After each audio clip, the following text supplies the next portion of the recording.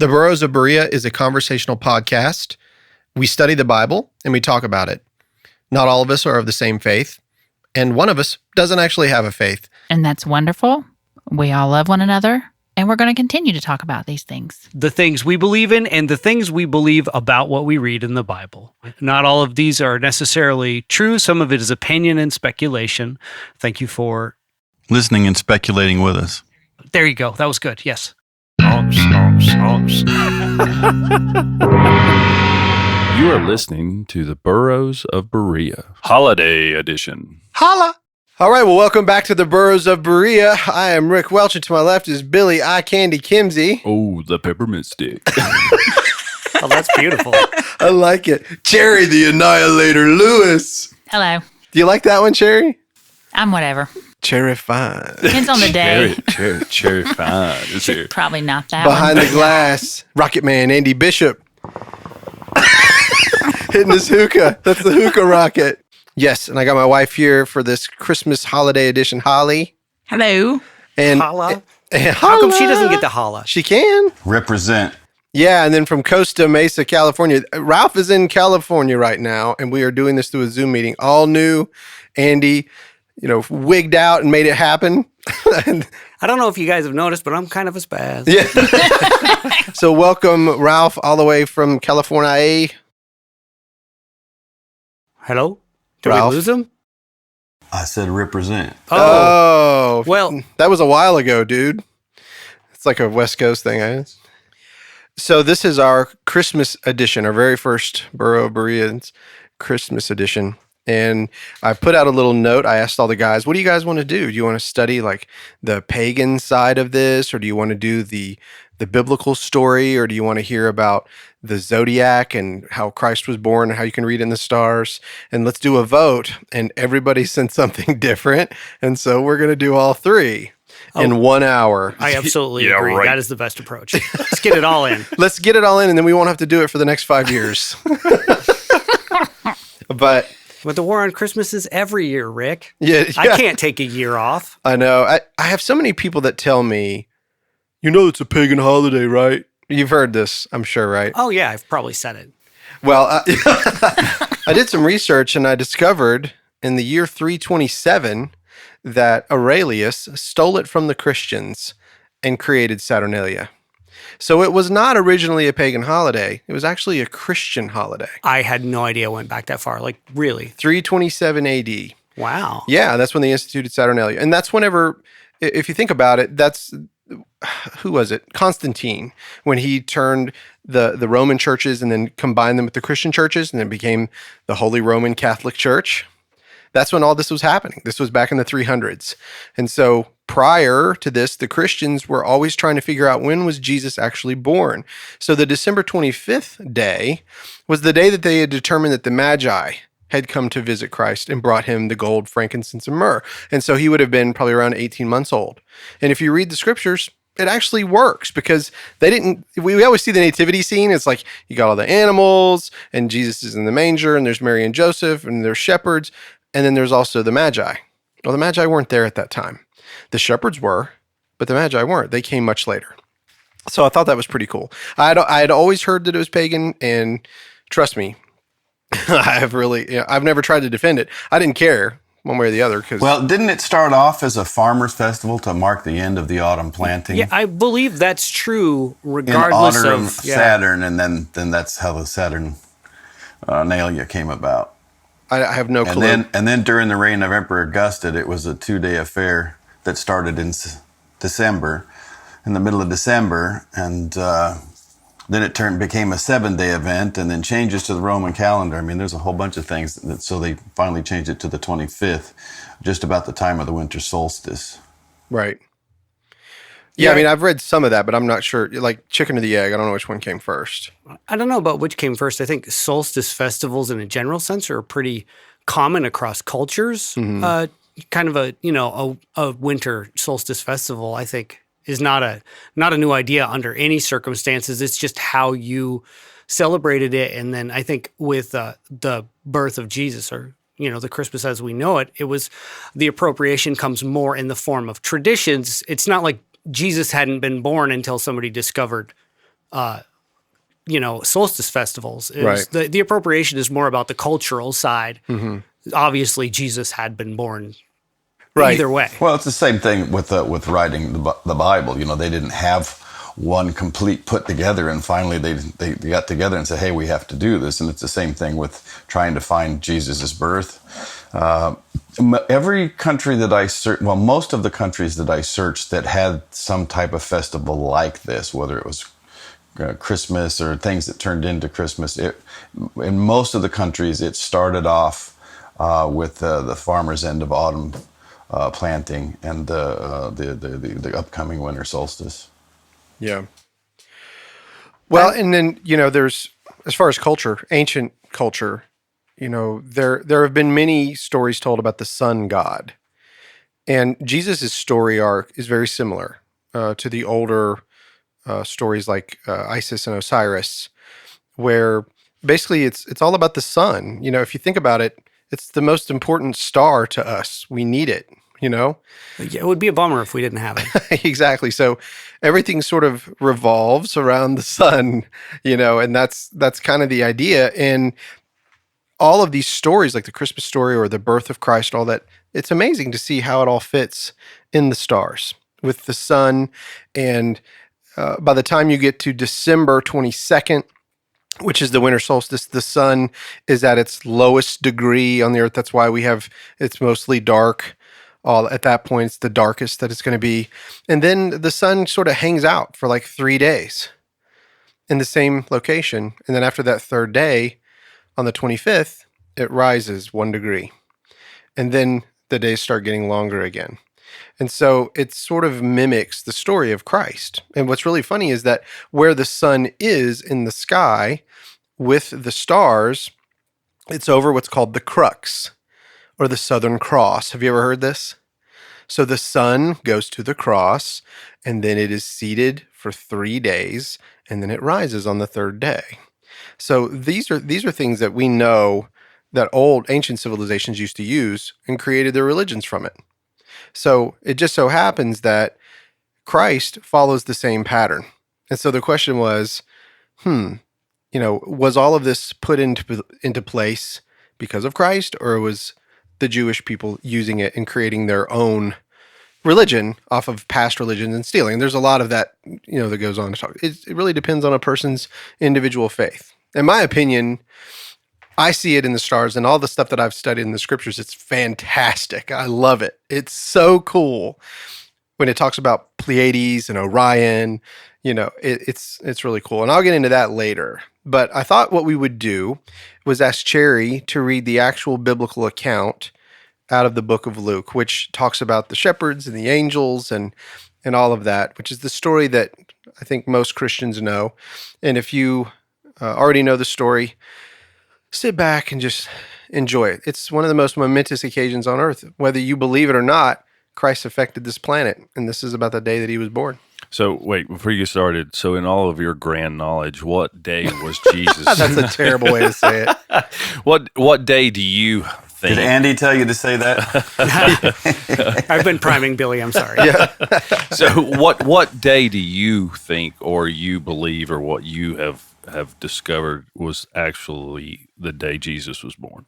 Between 6:08 and 7:18 p.m., September 11th. Oh, wow. The first day of Tishri. So right Really? down to the time. Mm-hmm. Yeah. Is that because of the star position? It is because of, and I'll get into that later on in the episode, but it's in Revelations chapter 12, verses 1 through 5. And John, who wrote the book of Revelation, tells you where the sun is, where the moon is, where the stars are, where the 12 stars of Virgo are, and then where the sun sits at a specific time.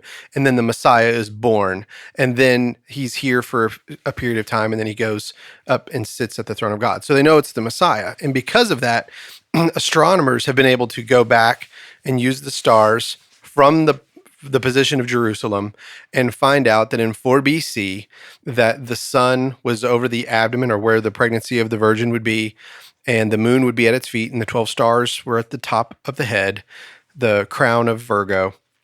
And then that happened in 4 BC, but like I said, between 6:08 and 7:18 p.m., September 11th, and they call it the first day of Tishri. It's pretty cool. It's also the Feast of Trumpets. It's the first day of the Feast of Trumpets. So it's like the sounding of the coming Messiah. It's pretty cool. That's cool. I'll get into that a little bit later. Very cool. Are you ready, Cherrie? The whole chapter? Yes.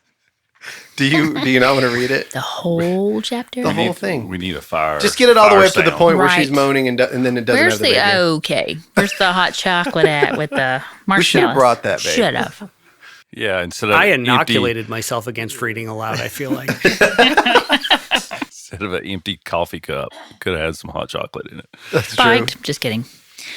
And it came to pass in those days that there went out a decree from Caesar Augustus that all the world should be taxed. And this taxing was first made when Cyrenius was governor of Syria. And all went to be taxed, every one into his own city. And Joseph also went up from Galilee, out of the city of Nazareth, into Judea, unto the city of David, which is called Bethlehem, because he was of the house and lineage of David, to be taxed with Mary, his espoused wife, being great with child. And so it was that while they were there, the days were accomplished that she should be delivered. And she brought forth her firstborn son, and wrapped him in swaddling clothes, and laid him in a manger, because there was no room for them in the inn. And there were in the same country shepherds abiding in the field, keeping watch over their flocks by night. And lo, the angel of the Lord came upon them, and the glory of the Lord shone round about them, and they were sore afraid. And the angel said unto them, Fear not, for behold, I bring you good tidings of great joy, which shall be to all people. For unto you is born this day in the city of David a Savior, which is Christ the Lord. And this shall be a sign unto you. Ye shall find the babe wrapped in swaddling clothes, lying in a manger. And suddenly there was with the angel a multitude of the heavenly host, praising God and saying, Glory to God in the highest, and on earth peace, goodwill toward men. And it came to pass that the angels were gone away from them into heaven. The shepherds said one to another, Let us now go even unto Bethlehem, and see this thing which is come to pass, which the Lord hath made known unto us. And they came with haste, and found Mary and Joseph, and the babe lying in a manger. And when they had seen it, they made known abroad the saying which was told them concerning this child. And all they that heard it wondered at those things which were told them by the shepherds. But Mary kept all these things, and pondered them in her heart. And the shepherds returned, glorifying and praising God for all the things that they had heard and seen, as it was told unto them. Thank you. Thank you very much. We don't need to get into the circumcision. Thanks. That's 8 days later. Thanks, she says. And when 8 days were accomplished, Yeah, so basically, put yourselves in the place of a shepherd. Think about that for a minute. So they've got they're out with the flocks at night. It's cold.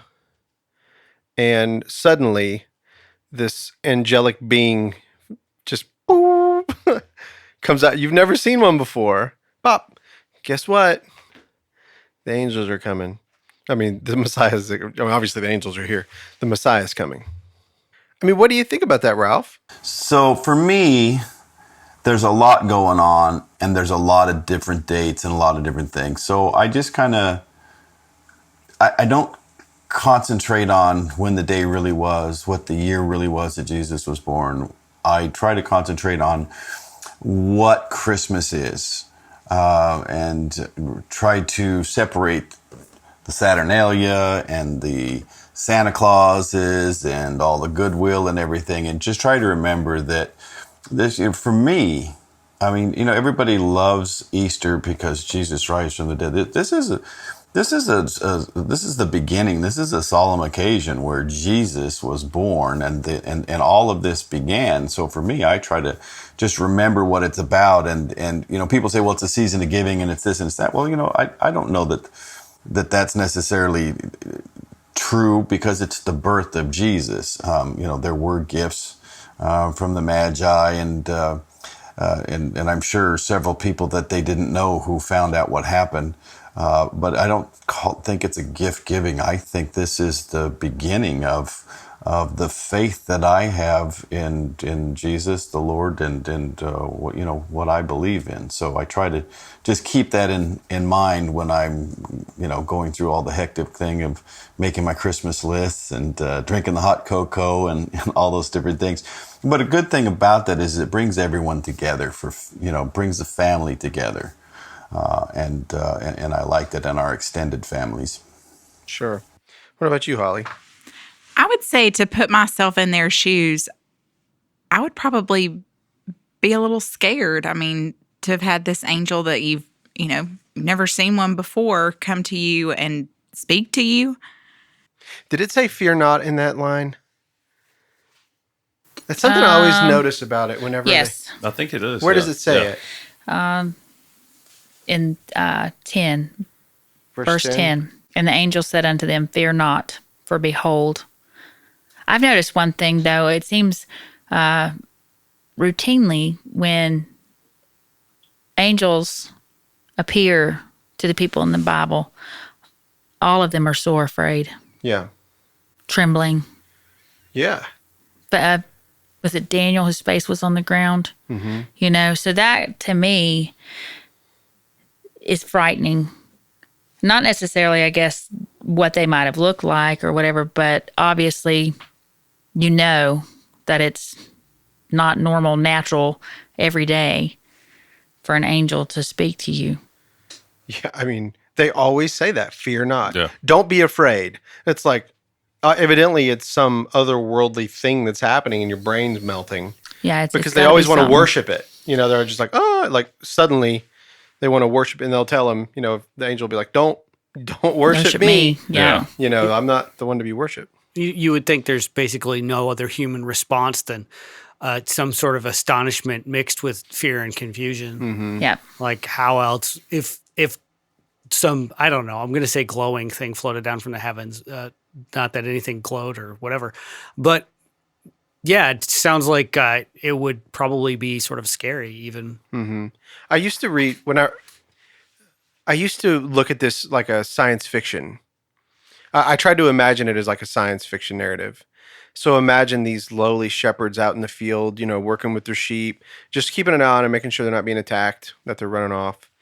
And then suddenly this alien just like appears, whoop, like Predator, and looking at them and like, don't be afraid, and you don't know what their voices sounded like. What it could be like super high pitched, or it could be, who knows, Well, now that's how I imagine it, super high pitched. Yeah. Yeah. Or like Arnold, I'll be back, like just, Don't be afraid. Or Batman. I like Batman's voice. Don't be afraid. yeah. What do you think, Billy? I'd be freaking out. Yeah. You're out there in the dark, and like you said, you're just kind of like hanging out with your sheep, and then all of a sudden here comes an angel and saying, "Don't be afraid." Of course, I'm gonna freak out, and that would be weird. And then if you're a good shepherd, you'd be like gathering up your sheep, because you're afraid something's gonna happen to your sheep. But Yeah. but I don't know. That would be scary. I was thinking about too, like this is the first time it's like multiple angels. It's not just like one, like Gabriel showing up and talking to Joseph or Mary, or Michael, coming, and this is a multitude of them. They're seeing the heavenly host. This is a first. Really, prophets have seen the divine council or that heavenly host, but this was a bunch of regular people that were non-religious that weren't part of the religious, elite. These were just lowly shepherds in a field that were seeing this amazing thing. What were you going to say? Well, I was just thinking, he didn't identify who he was. No? Was just automatically already just known, I guess. As far as Gabriel? No, it says, and lo, the angel of the Lord came upon them, and the glory of the Lord shone round about them, and they were sore afraid. So there are these shepherds in the middle of a field, not necessarily, as not as much knowledge as the others would have been in the religious crowds, but yet immediately they recognized and were sore afraid. Mm-hmm. And what would it be like to be in the glory of the Lord? Right. That's what I was thinking. Like, What when does that look someone like? of a really importance or certain people walk into a room and they're there, but you can like feel their presence. Yeah. You know what I mean? Like Tony Robbins. Like somebody of significance multiplied by like Right. hundreds, Eternal. thousands. Yeah. Like, wow. So Yeah. like 2 Tony Robbins. Exactly. Or 3. Yeah. I mean, I don't know. I've told you my story, and I saw a person it was a man that just suddenly disappeared and freaked me out. To this day, there's no way I can calculate it. The story doesn't change, the timing doesn't change. I don't embellish. I tell the story exactly the same.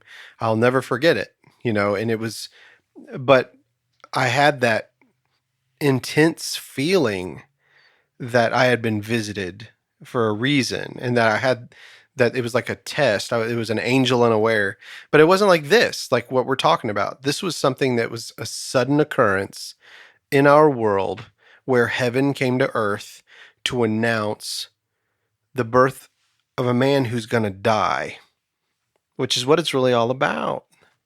If you think about it, we get into the Christmas narrative and it's very sweet. It's just like Will Ferrell says in Talladega Nights, I like my baby Jesus, dear 8-pound sweet baby, or 6-pound, 8-ounce baby Jesus. Yeah. We always think about baby Jesus, but he grew up and he was crucified. It's hard to think about Christmas and a cross. It's difficult because we sort of separate it and we want to have the joy and the happiness. And he was the man of sorrows. This was the day when the man of sorrows was born. I would say of all of them, though, I mean, the shepherd, like, you can imagine that something like that could happen. But I would say of all of them, I bet Mary was probably the most weirded out because, the angel told her that she's going to have this baby and she's not known a man. Right. So what seems super impossible was possible. Mm-hmm. And if I'm right, I think she was between the ages of 13 and 15 years old at this time. Wow, really? Yeah. Oh. So she was very young. And so, I can only imagine. It was a different time, as they say. Yeah. And then, so here's another thing. The inn. We're not talking about a Holiday Inn, okay? If you actually study the word, it's actually a room. It's a guest room inside a person's home. And they said that there was no room inside. There was no room for the family to come into the actual inner sanctum of the house where you could go in and be with the family. It wasn't like, it was like horse stalls, and like this manger and all the straw. It wasn't like we see it in the nativity scenes. This was like carved out of a rock. It's a cave. It's a cave, inside a home. And yes, there were animals, but animals were brought in to the inner court. That's, it's that time of year where you're bringing them in. And so it wasn't like they were all surrounded and like she was wiping them with donkey poop and stuff like, there were animals there, but it's not like they were in a home, there just wasn't room on the inside where the guest room was, but they were still inside. So it wasn't like they were just cast out like, oh man, there wasn't room in the inn, and they make you feel sorry. It's not that. There just wasn't room inside the inner part of the house. So it occurs to me that this is kind of the beginning of the narrative of Jesus as being of and really talking to like the average person. Like it is like an auspicious sort of birth. It's like the exact beginning of the man who would work with the sick and the people that sinned and all this stuff like that. It seems, it's like a perfect beginning. He wasn't even born in a house. Think about, what's the name of William and Kate's first son? Think about what a big deal it was when that baby was born in England. And all over the world, really, everybody was just watching that kid, and that was the birth of an earthly king. And Christ was the King of kings, of all kings. And he was born in a very humble way, very lowly, humble way. It's pretty interesting, actually. Ralph. Yeah. I wanted to get into the history a little bit. Did you have any more that you wanted to add? About Saturnalia, about Christmas, or about Santa? Let's go with Santa. That sounds good. It's so close to Satan. Yeah, let me start off with two things real quick. One of them is I'm surprised, as much as you give me a hard time about when I say that birth is a miracle, that when I did not purposely say anything about the miraculous birth of Jesus, that nobody caught that. The other thing is... well, you brought it up now. Here we go. One of the things is, and I want to, this is for all of our listeners and everybody here in the cast. I try to be a certain person, a certain man. both for myself and for my family and for my friends and everyone around me. And, we cut up a lot here and we have a good time, and that's all good and fine. But I've caught myself a couple of times listening to the podcast, hearing me say things that I wouldn't want my grandmother or my daughters to hear. And not that it's terrible, but just little off-color stuff that I want to say to everyone. That's not me. That's not who I want to be. And that doesn't mean that I don't want to cut up and have a good time with anybody, or I think that anybody else is doing anything wrong. That's just me. So I just wanted to put that out there and say I recognize that in myself, and that's something that I'm going to work on. And I'm actually very glad to be a part of this group, because it's allowed me to see that and to examine my life as I go through this and examine who I am and where I am at this moment in time, where I've come from, and where I need to go. So Santa Claus, Father Christmas, Saint Nicholas, there's a lot of different things. I would say that most of the stories that people tell and have come down through history start with Saint Nicholas in the 4th century. He was a Christian bishop, and he used to, give gifts to the poor, and that's how that started off. You can go to Greek, and some things started in 1087 in Greek, and different churches everywhere else. But as I read through Catholicism, Lutheran, things that happened during the Reformation, talking about Father Christmas and the Sinterklaas, or the Saint Nicholas. So the Santa Claus was a Dutch way of saying it. And so that's how we got Santa Claus, was from Sinterklaas, from in the Netherlands and Belgium, that the character of Santa Claus was competing with that of Sinterklaas because of the way different people speak the language. But like I said, most of it comes from, a guy that took care of the poor, which is something that we should always think of and do, especially this time of year, because it's very, very cold in many parts of the country and the world. Well, that's a kind of a Christ-like connection, connection to Santa Claus that I knew vaguely of the origin of Santa Claus, but that kind of illustrates a Christ-like behavior. That's kind of an interesting parallel. So, yeah. When did the elves come in? The reindeer. Yeah, and the reindeer and all that stuff. Do you know any about that? I don't. I'm sure it's some, I blame. It's got to be like Russian and yeah, because the reindeer, that's going to be more towards the Russian area, right? Yeah, in Russia, somewhere between Iceland and northern Russia. It's like that. Got to be that band, right? For all those sort of traditions. I'm not sure where elves kind of started.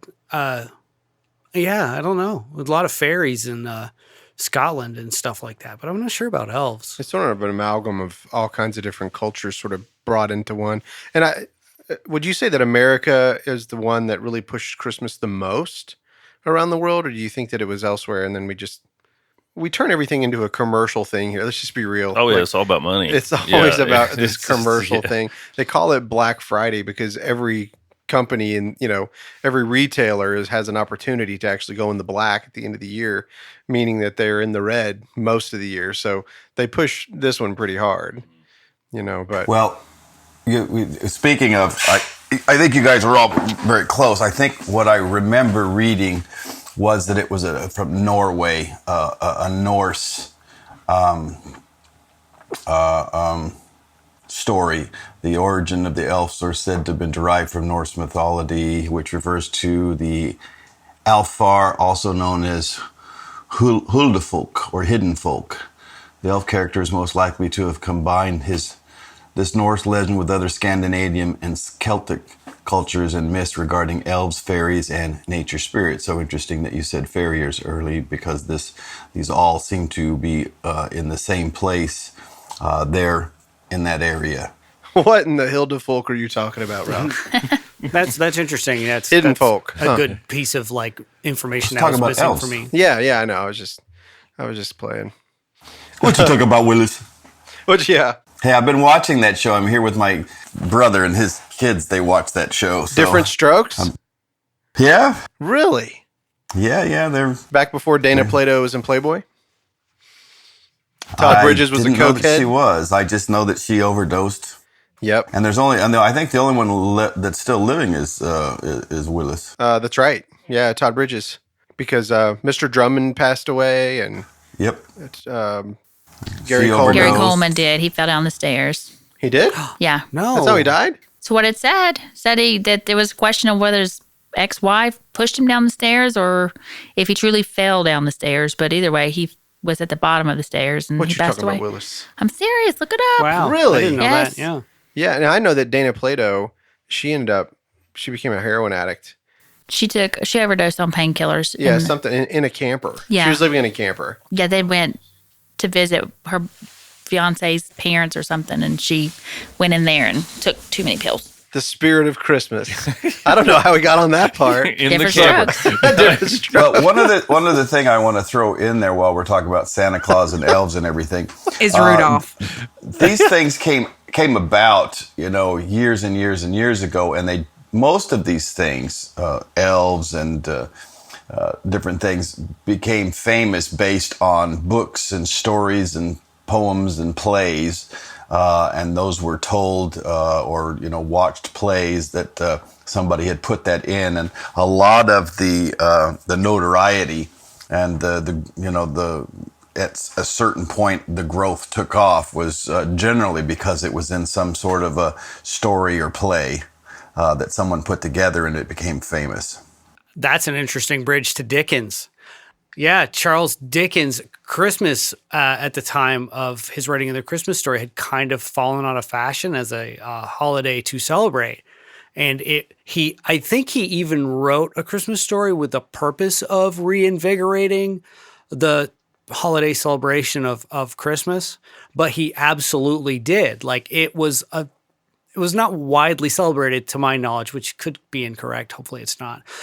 It was not widely celebrated at the time that he published that book. And it is very important in reinvigorating the celebration of the holiday. Yeah, really. Yeah. Christmas super- Carol. Well, you're Scrooge right, and all because that, there were a lot of bad stories that had happened at Christmas and bad things that were happening to children, and a lot of people stopped doing that, especially in Europe.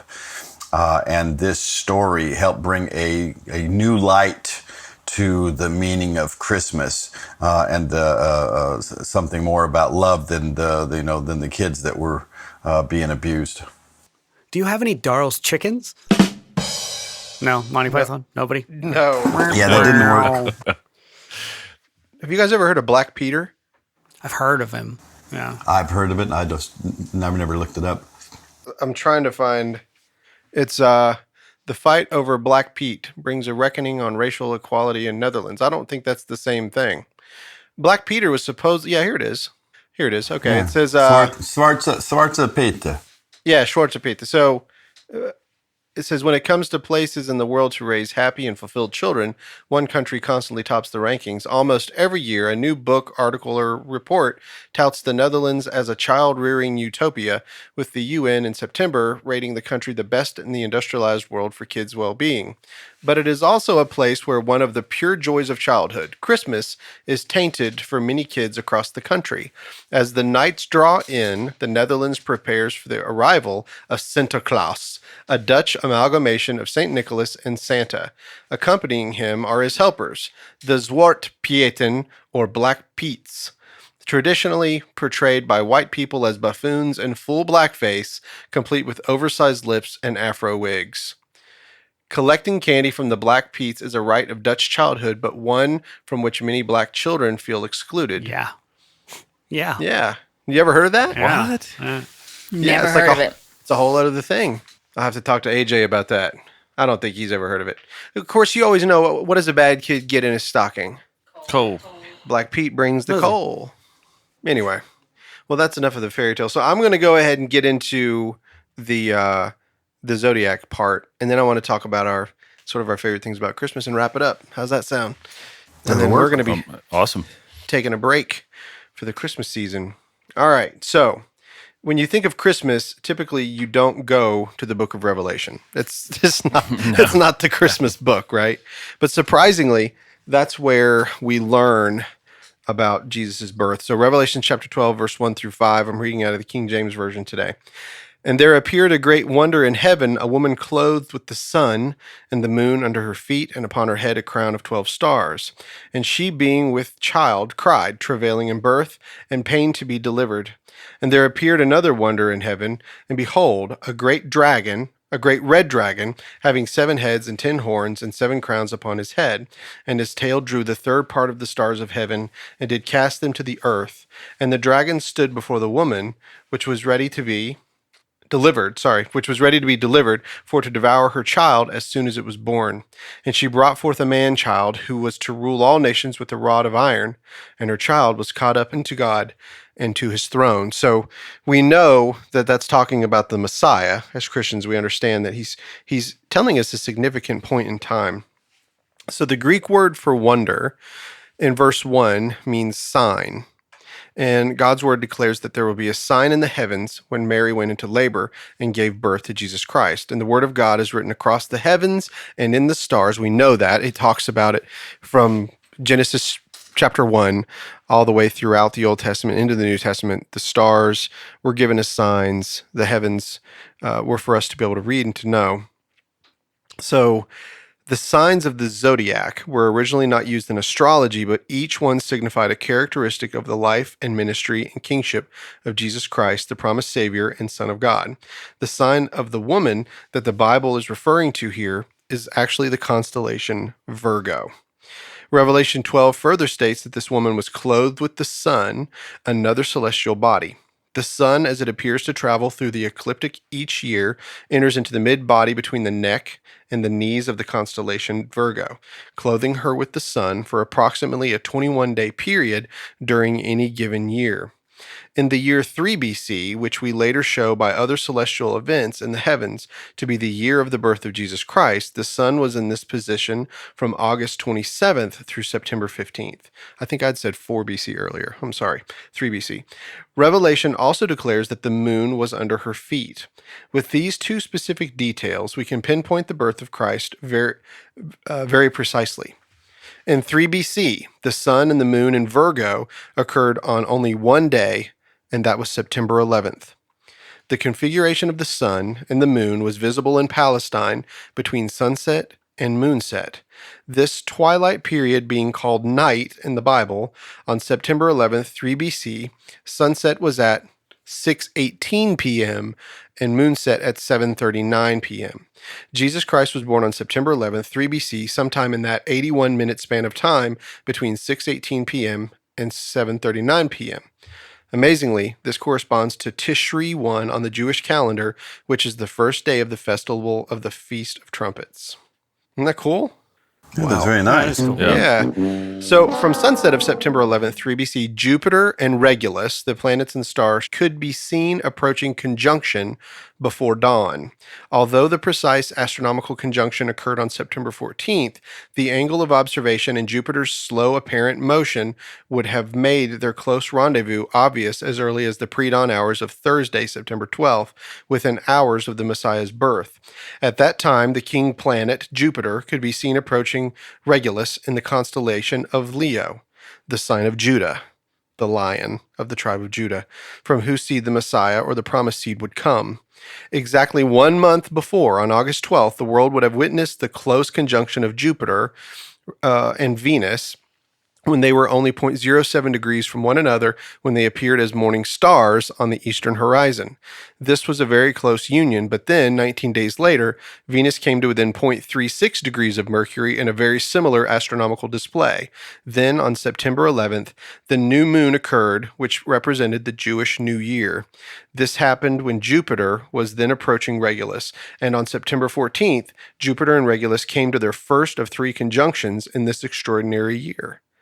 So the biblical account, the way that John is describing this special account, was something that the Jews would understand because they read the stars. They understood what was going on and they looked for it.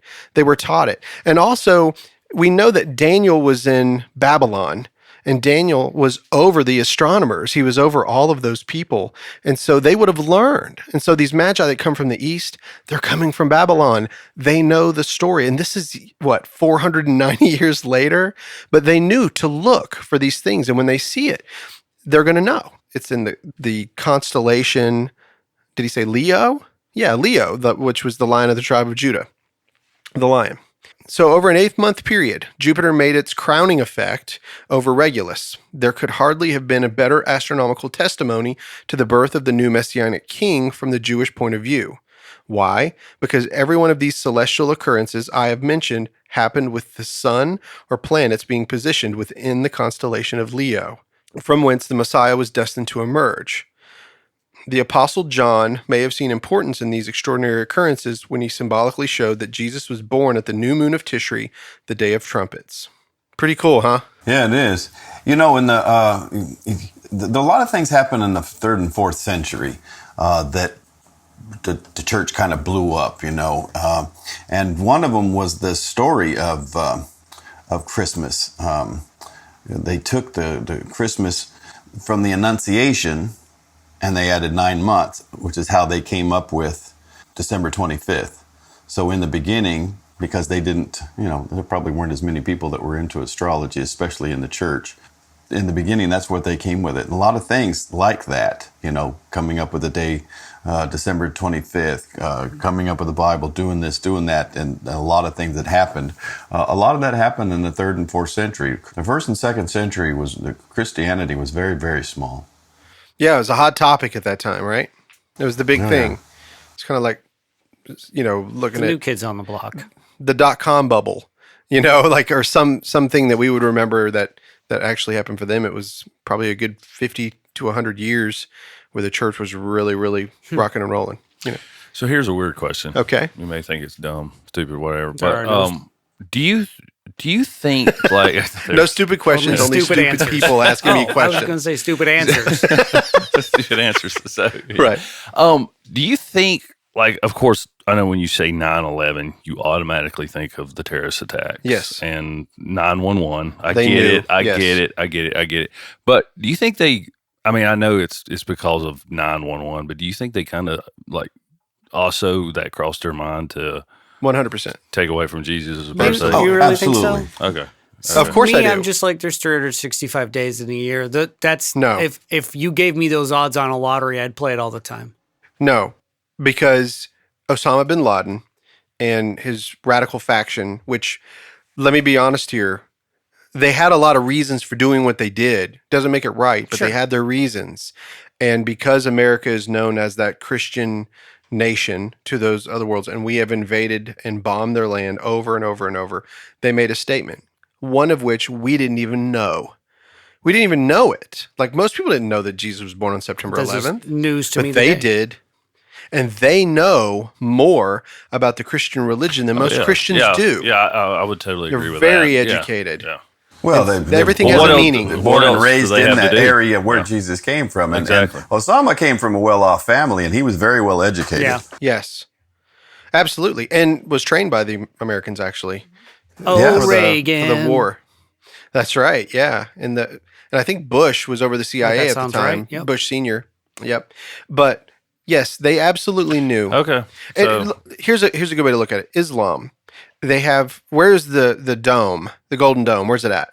Oh, Lord, thank you. Mecca. No? Nope. It's not in Mecca. It's built right on the spot of the temple in Oh, is it? Jerusalem.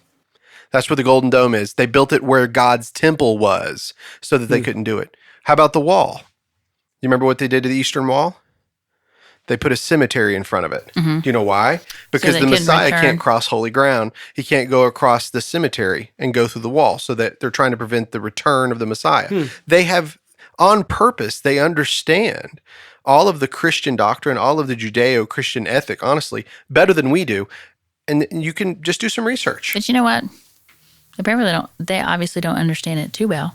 No, No, because you can't stop the return of Christ. no, no, you're right. I mean, and I'm not saying that I'm angry. I'm actually not angry with them either. I'm just saying they are very educated. They know what's going on.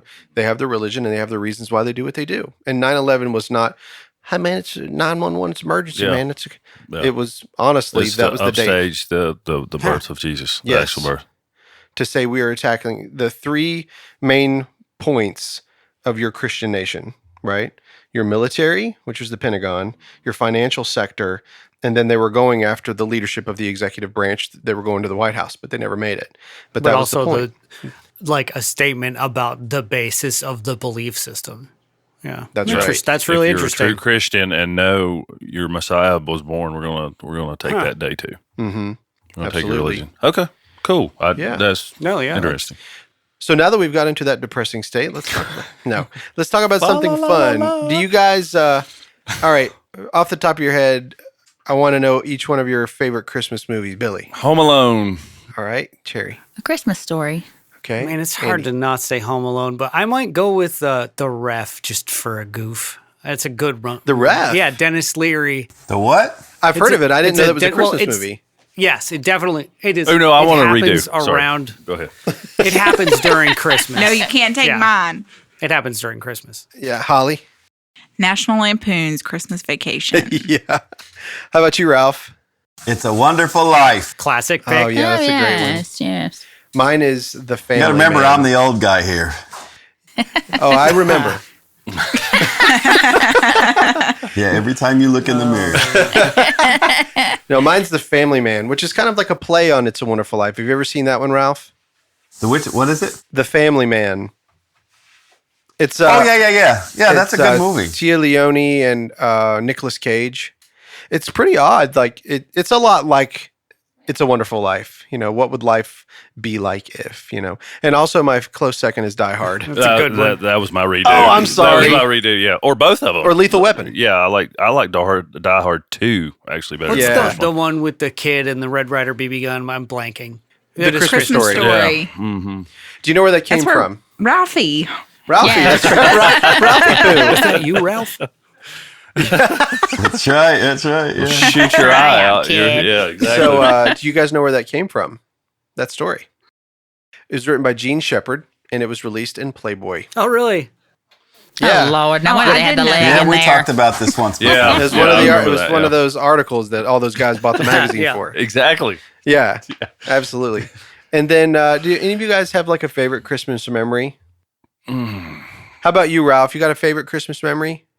I don't know if I have a favorite Christmas memory because I have a lot because we had a great time. I do remember one in particular. I wanted this thing. It was called the Fat Track Super Control Center. It was Hot Wheels cars, but they were motorized. That was awesome. And I also got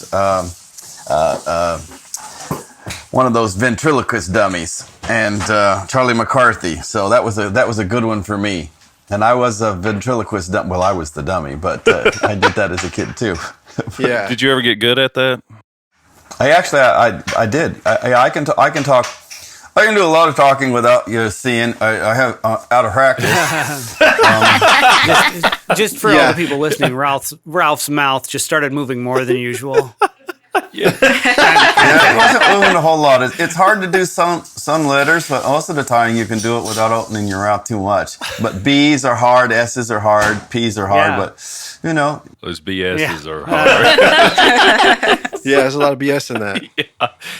How about you, Holly? You have a favorite Christmas memory? When I was little growing up, I was learning how to play the piano. And I know Mom always made me attempt to play Happy Birthday before we opened our presents. Oh, for Jesus. Yes, we had to all as a family. I botched Happy Birthday many years and sing Nice. Happy Birthday to Jesus before we That's real opened our funny. Very presents. cute, but hilarious. Yeah. Andy, can you play Happy Birthday Jesus on your bass?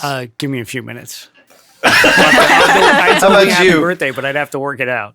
Yeah. Do you have a good like a favorite Christmas memory? No, I mean a lot of Christmases were fun. I hate to say it because it's so whatever, but it's like the time I got a Nintendo for Christmas was elated. So yeah, that was very Super exciting. Mario Oh, that would have Brothers. been Yeah. huge. Yeah. Yeah, a lot of good Christmases. Big deal. So. How about you, Cherrie? I think the first real Christmas I remember was I got a Cabbage Patch doll. Yeah. I think I was in the second grade. Mm-hmm. Yeah. The That's time I good. got all those Garbage Pail Kids. No.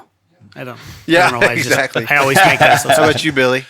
I think all my Christmases were good. I think I was probably spoiled, because we would go to my mom's parents on Christmas Eve and eat and like get all kinds of presents for Christmas Eve.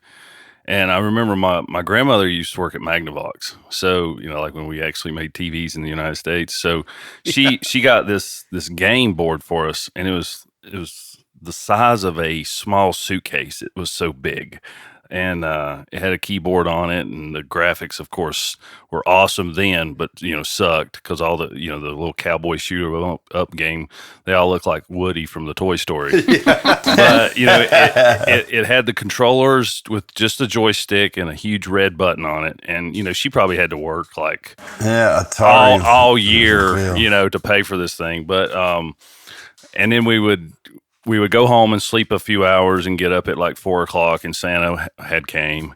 And then we'd play with our toys, and then we'd go to my dad's parents and open up more presents. And then we'd go back and eat at their house at 12, and then for dinner. And so all my Christmas were awesome. You know? I mean, it was, from way back till, even last year was awesome. So, but anyway, Yeah. Any of you guys ever experienced like, whenever Christmas Day happens, it doesn't feel like any other day.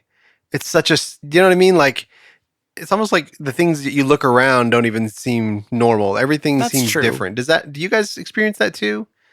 Are you high? Yeah. More Scotch guard? Yeah. Do you know what I mean? Like, even like, I don't know how to explain it. It's I like know you it goes wake by up, really quick though. I just know you wake up and you don't have to go to school, or you don't have to go to work, and it's all about getting together, and you get to open presents, and and then you're going to go see family, and everything just seems different. I remember even stopping in like a gas station because it was the only thing that was open when we were kids. Like that was the only thing that was open, and just thinking, oh man, the world just looks so different. Yeah. I don't know why. Yeah. It just, everything was magical to me. I feel that, yeah. Even as an adult where I've had like the occasional more tame Christmas, there's still something about it that's like a day that stands out from the entire year. Yeah. Yeah.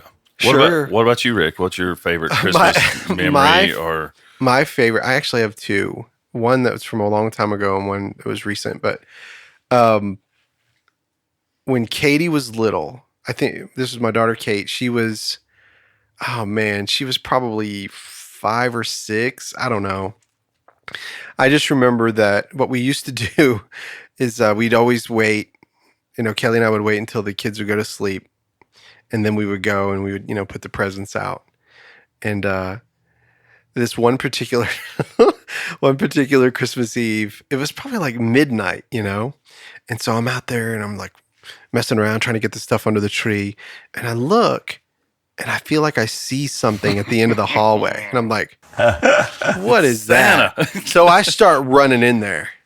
And I'm like, I go walking in there and I go, ho, ho, ho. And as soon as I did that, Katie jumped into bed, covered her head up. She was like, please, Santa, I'm asleep. Please leave me a present. I'm asleep. She was terrified. I thought that was the funniest thing. Can you still hear me, Ralph? Yes. Okay, sorry. I just hit a button there. My bad. And the other one was last year while Holly and I were dating.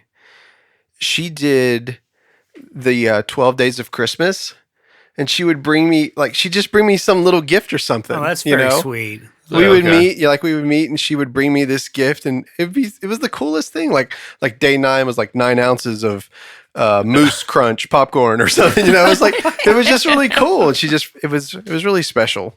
And I felt like a heel because I didn't get her anything. 4 pounds of back bacon and a toque in a tree. Yeah. I'll be there for Bacon Day. Yeah. That's right. Hey, Bob and Doug McKenzie, brother. Yeah. Well, Holly, are you going to tell a joke? I can. Yeah, tell a joke. I want to hear one. Ho, ho. No, not that one. What happened to the man who stole an advent calendar? I don't know. I don't know. What? He got 25 days. That's good. What do you get when you combine a Christmas tree with an iPad? A pineapple. Oh, get it. Pineapple. I was slow slow to get there. Yeah, I was yeah. very slow. You gotta know your trees on that one. Got any more? How did Mary and Joseph know Jesus' weight when he was born? How? They had a weigh in a manger. That's good. Have you guys ever heard of Randolph, the brown-nosed No. reindeer? No. You haven't? What? I thought that was Rick. No. Rick, the brown-nosed husband. Randolph, the brown-nosed reindeer, is the one that travels right behind Rudolph. Oh, man. Okay. No, he's just as fast as Rudolph. He just can't stop as quick. Oh, I knew it was going to be something gross. Do you guys know where Rudolph the red-nosed reindeer came No. from? A Gene Autry song. Oh, it is from the song. That is where Oh. it's from, the song. Really? It was not a thing before. He sang the song, and it became a thing. And then, of course, Jules and Rankin, Rankin and Bass did the Rudolph stop motions. Oh, they're classics. Oh, they're great. Yeah. Oh, yeah. Absolutely. Still watch those today with the kids. And now I have grandkids to watch them with. Random fun fact: "White Christmas" was written by a Jewish man. Really? Yeah, this is a job. How about This is that? a job. Great song. It's a good job. Yeah. Irving Berlin? Was it Irving Berlin? I don't know who wrote the song. I was just asking. I don't know. Oh, yeah. Good question. Oh, I got one more question. I heard that. What was your tradition? Did Santa bring all the gifts? No. No. Okay. No, so Santa brought the Tinker Toys. I brought the Big Daddy gifts. Oh, okay. Because, see, Daddy Okay. worked hard. Okay, Daddy well, worked see, 4 I- jobs I've all year heard- long. I've heard of and Santa that. wasn't getting my credit. Sorry, But see, sucker. I've heard of that, but Santa always brought my gifts. The good Always. ones? Yeah. Mine yeah. too. But That's I because your guess it's- family were they actually had they loved you. I know from my grandparents' house that it was from them, and I guess as a kid I never really thought about it. Like Dad and Mom never got me nothing, Yeah. but it was always Santa. Oh, my mom always made sure that we got something from Mom and Dad, but Well, yeah, but like But the big underwear gifts or always- socks and stuff. yeah, the big gifts yeah. always came from Santa. But I remember saying, because I had low self-esteem, so I decided to, I was just like, nope, I don't want my kids to, I want them to know that Dad and Mom provided this for them. Okay. And that Santa's real, but he's the one that gave you this, and Rudolph ate that. Yeah, this is what an elf made you. Yeah, this is the okay, top. This It's is made of wood, and you can spin it, and that's good job. Oh, and Irving Yes, Berlin did that's write what I was White Christmas. And he's Jewish. Yeah, he's Jewish, born in Russia. Moved to America. Considered one of the great American songwriters, apparently. Yeah, I was going to say I've heard of Irving Berlin. Yeah. I do remember one year when I was kind of on the verge of believing in Santa, don't believe in Santa, and you may need to cut this for Kids don't listen to this. children's purposes. Actually, adults don't listen to this. So. But I remember one year I was on the verge and Dad going through the living room where the Christmas tree was set up Yeah. and saying, get out of here, they're not in bed, which they were trying to get us in bed. Okay. But it kind of made me stop and think, is this real or is it not? Mhm. But then Mom spilled the beans and told us that she didn't want us to believe in something for us to think that Santa was real and that, come to find out that they had been lying to us. Yeah. Kind of like And when they then- told you that Jesus was real. Right. Yeah. And you Almost- can't see him. And so then all of Yeah. a sudden, wait, is Jesus real? Yeah. I used to feel that way with my kids too. Like I was duping them in something. I don't anymore. Now I lie freely to my children. Now when I lie to them, I have no Yeah. conscience. No. But anyway, well, this has been fun, guys. Yeah. And although this is out of time, you guys, anyone who's listening, if you have listened to this podcast and you made it this far, Thank you. Oh, yes. Yes, please. thank Thank you. you. And if you would like to receive a free Burros of Berea mug, then you have to comment on our Facebook page, which we have. And just so you know, our website will be launched tomorrow. Oh, that's the cool. website actually goes live tomorrow. Yep. I got pictures good. of all you guys. Yeah, it's pretty cool. But if you listen to this podcast and you will comment Negative or positive comment? I don't really care, honestly. You can say you suck. I want my mug. We want everyone to be engaged, whichever side of the fence they're on. Yeah, I don't care what you do. I mean, What'd you talking say, about Ralph? side of the fence, Andy's on the other side of the glass. Yeah. Yeah. If you say we suck, we're going to break the handle off the mug. Now, you must know you have to hand wash these mugs. You cannot dishwash them. I know because I've got a Burros mug now. Well, no problem. We don't have a dishwasher. And just a burr. Yeah. Oh, there you go. Yeah. So, anyway, well, Ralph, are you going to be back in time for Thanksgiving, or are you going to have to stay out there I'll be here till the 1st. to the? Oh, okay. Happy Thanksgiving, sir. So happy Thanksgiving. Yeah. Yeah. Happy Thanksgiving to you. Thanksgiving. Enjoy yourself out in Costa Mesa, and we, our prayers go out to you and your mom and everybody in your family out there. And can't wait to get you back here in the studio. And I'll be seeing all you guys after the first of the year. We're going to take a break. Just so you know, we started on Groundhog Day, February 2nd. Okay. And so season 1 will end in February, but we're going to take a little 6-week hiatus, I think, and get rest and relax. So you don't want to see us over the holidays? I don't want to see you at all. Okay. I get that. Yeah. So. We can tell you don't even text us or anything. Yeah. Like you just fell off the face of the I earth. used to, Hi guys. but you Except guys, with the novels. but nobody texts me back. I See? text you a GIF every time. A GIF. Yeah. Yeah. We do usually respond. Okay. I think. Just don't know we? they're being read. It's just a response doesn't always feel necessary. So you're like, okay, you absorb the text Yeah. and then you just Yeah. kind of move on. Yeah. It's not, people are reading. Sure. Trust. Or maybe it's the other group message without him Oh, in. oh no, that's the one. And if you guys, I would like for all of you guys to come to the house. I don't know if it's something that you want to do, but before Ralph gets back. No, I'm just kidding. After Ralph gets back, I'd like to bring, sometime in December to have like a little Christmas get together at the Just a house. little donkey party? Just a little fun, Okay. Bring your wife if you'd like. And, if you're ashamed of us, leave her at home or him at home. And I was gonna say I can't bring my wife. come on. I'm like, we got way too many kids. Sorry. That's right. Well, thanks for listening, everybody. Billy, have a happy Merry Christmas. Well, thank you. Yeah, and you Cherrie. too, Rick. Andy, Merry Holly, Christmas. Ralph. Merry Christmas, everybody. Merry Christmas. Austin. Yeah, thanks for Represent. listening. Yeah, thanks for listening to the Burros of Berea. Cool. Bye. Why does Santa have so many gardens? Why? So he can ho ho ho. Went the other way. That's right. You'll have to tell both of those, baby. All right. Thank you. I'm for your not. patience. I'm not saying those. You have to. No, I don't. Yes, you do. It's your What? birthday. We are rolling. Thank everybody for your patience. I had a couple contingencies planned because I was like, this could be any sort of nightmare, and I do own a lot of adapters. So Yeah, it worked out, didn't it? Yeah. You seem super stressed on the group message. Yeah. did I? What did I say? I don't know. I just got back and there were like 17 messages, and I was like, Oh no, I'm a chronic multiple messenger. You gotta plan it's it. Terrible, Yeah. and you're just lucky they weren't 2 to 3 paragraphs each because I will convey a lot of information via text happily. Yeah. I'm terrible for it. So, all right.